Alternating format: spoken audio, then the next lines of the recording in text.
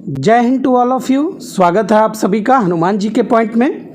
आज जो आपका यूपी पुलिस का पेपर हुआ, इस क्लास में हम लोग उसमें हिंदी के महत्वपूर्ण प्रश्नों को देखेंगे। तो चलिए पहला प्रश्न देखिएगा। एक ओर अजगरहि लखि एक ओर मृगराय, मतलब एक ओर अजगर है एक ओर मृग है। विकल बटोही बीच ही परियो मूर्छा खाए, मतलब बेहोश हो गए। तो यहाँ पर भयानक रस होगा, ऑप्शन सी करेक्ट होगा। कौन सा शब्द अलंकार नहीं है? तो शब्द अलंकार नहीं है आपका रूपक। रूपक हमारा अर्थालंकार होता है, ध्यान रखिएगा। अच्छा, एक प्रश्न है आपका, जब दो व्यंजन एक साथ मिलते हैं तो उन्हें क्या कहा जाता है? तो जब कभी भी दो व्यंजन एक साथ मिलते हैं तो उन्हें हम लोग संयुक्त व्यंजन कहते हैं। ऑप्शन डी करेक्ट हो जाएगा। आइए आगे देखिएगा।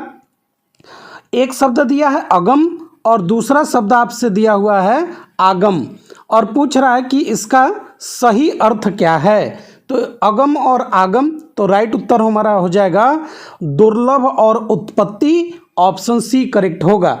अच्छा प्रश्न आया था हिंदी का, निम्नलिखित में से मूक का अनेकार्थक शब्द कौन सा नहीं है? मतलब मूक का अनेकार्थक शब्द पूछ रहा है, तो जो ये विवश है ना, यही आपका नहीं होगा।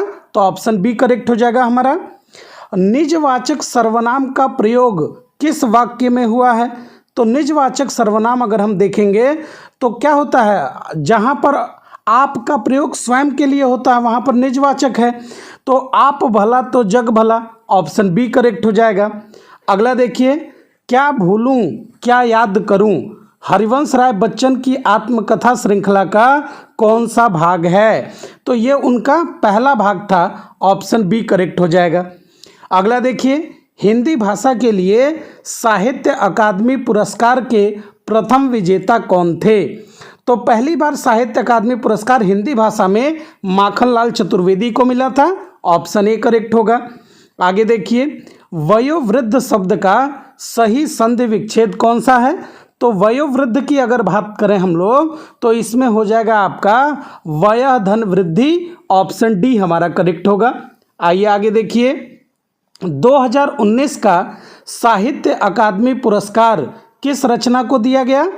तो 2019 का जो साहित्य अकादमी पुरस्कार है वो रमेश कुंतल मेघ को दिया गया है, ध्यान रखिएगा। Option B. देखिए, देश प्रेम में कौन सा समास है? तो देश प्रेम की बात करें तो इसमें आपका तत्पुरुष समास होगा। ऑप्शन डी करेक्ट होगा। आगे देखिए, जुबान पर लगाम न होना का अर्थ है? तो जुबान पर लगाम न होना का मतलब होगा अनावश्यक रूप से स्पष्टवादी होना। ऑप्शन डी करेक्ट होगा। अगला देखिए, निम्नलिखित में से कौन सा अमृत शब्द का पर्यायवाची शब्द नहीं है? अमृत का पर्यायवाची नहीं बता रहा है, तो सोम अमीय सुधा ये होगा, क्षीर नहीं होगा। तो ऑप्शन डी करेक्ट होगा। देखिएगा, कौन सा वर्ण दंत्य नहीं है? तो दंत्य वर्ण नहीं पूछ रहा है, तो आपका त तो होगा, ध भी होगा, ट नहीं होगा। ऑप्शन बी करेक्ट होगा। मैंने आम खा लिया है वाक्य में प्रयुक्त कौन सा काल होगा? तो मैंने आम खा लिया है, तो यह आपका आसन्न भूतकाल होगा। ऑप्शन सी करेक्ट हो जाएगा। आगे देखिए, किसी एक में ही आस्था रखने वाला वाक्यांश क्या कहलाता है? तो एक में आस्था रखना ये अनन्य कहलाता है। जैसे आप कह रहे हैं मैं भगवान शिव का बहुत बड़ा भक्त हूँ, तो मैं भगवान शिव का अनन्य भक्त हूँ। अच्छा जी, आगे देखिए, धमाका, लड़ाकू, उड़ाक, छिलका, इसमें आपको प्रत्यय बताना है। बहुत अच्छा, तो इसमें धमाका में आका हो जाएगा, लड़ाकू में आकू। ऑप्शन ए करेक्ट होगा। आइए अगला देखिए, शुद्ध वाक्य का आपको चयन करना है। देखिए, मध्यकालीन युग में कलाओं की बहुत उन्नति हुई है। साहब ने कहा कि किसी को अंदर न आने दिया जाए, यहाँ तो जाने लिखा है। इस समय मोहन की आयु 20, वे चाहे भले ही ना आए, ये सही हो जाएगा। ऑप्शन डी हमारा करेक्ट होगा। आइए आगे, सदा एक वचन में प्रयुक्त होने वाले शब्दों को आपको पहचानना है। तो इसमें हो जाएगा हमारा राइट आंसर वर्षा और जनता। ऑप्शन ए करेक्ट हो जाएगा। अच्छा जी, राजा शब्द का पर्यायवाची शब्द आपको चुनना है। तो राजा के लिए हम क्या यूज करेंगे? नरेंद्र। हिंदी का पेपर आप देखिएगा बहुत इजी पेपर आया था, इसका मतलब ये हुआ है, और जीके का पेपर भी आपका बहुत कठिन नहीं था, तो मतलब इस बार का कट ऑफ जो होगा वो अच्छा खासा जाएगा। चलिए देखते हैं क्या होता है। कौन सा वाक्य शुद्ध रूप का चयन करिए, तो इसमें हो जाएगा भारत में अनेक जातियां हैं, ऑप्शन ए करेक्ट होगा हमारा। कौन सा विस्मयादि बोधक चिन्ह है, यह आपको बताना है, तो विस्मयादि बोधक चिन्ह हो जाएगा कौन सा हमारा, ऑप्शन बी करेक्ट होगा। अगला देखिएगा, किस वाक्य में अच्छा शब्द का प्रयोग विशेषण के रूप में हुआ है। अच्छा जी, तो राइट उत्तर हो जाएगा हमारा कौन सा, ऑप्शन नंबर डी, यह स्थान बहुत अच्छा है। बहुत बढ़िया। अगला देखिए, प्रेम सागर के रचनाकार हैं, बहुत बढ़िया, तो प्रेम सागर के रचनाकार आपके लल्लू लाल हैं, ऑप्शन ए करेक्ट होगा।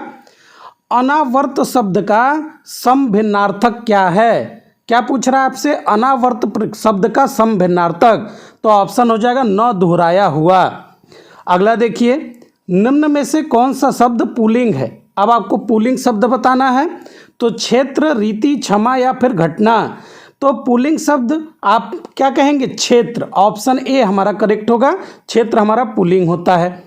देखिए अगला, वह आई तो मेरी चिट्ठी उसे दे देना, इस वाक्य में कौन सा काल है, तो इसमें अगर देखेंगे तो कौन सा काल हो जाएगा, संदिग्ध वर्तमान की संभाव्य वर्तमान, तो राइट उत्तर होगा हमारा संभाव्य वर्तमान, ऑप्शन डी।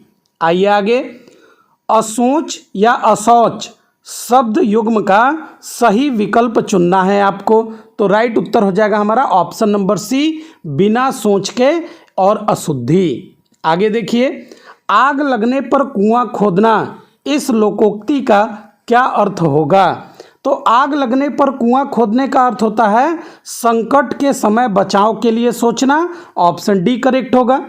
आइए आगे, जिसे सरलता से पढ़ा जा सके तो उसको कहते हैं सुपाठ्य, ऑप्शन सी करेक्ट हो जाएगा।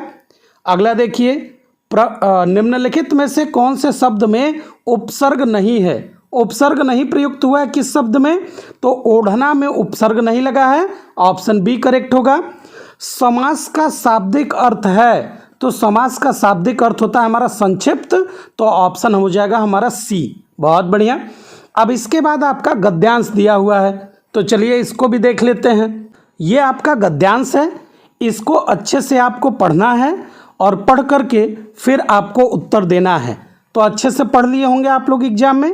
आइए देखते हैं, आधुनिक मानव विकास को सर्वांगीण नहीं कहा जा सकता क्योंकि, तो इसका जो राइट उत्तर था आपका वो याद रखिएगा था ऑप्शन नंबर डी, भौतिक परिवेश पूर्णतया परिवर्तित हो गया है, तो ध्यान रखिएगा डी इसका करेक्ट आंसर था।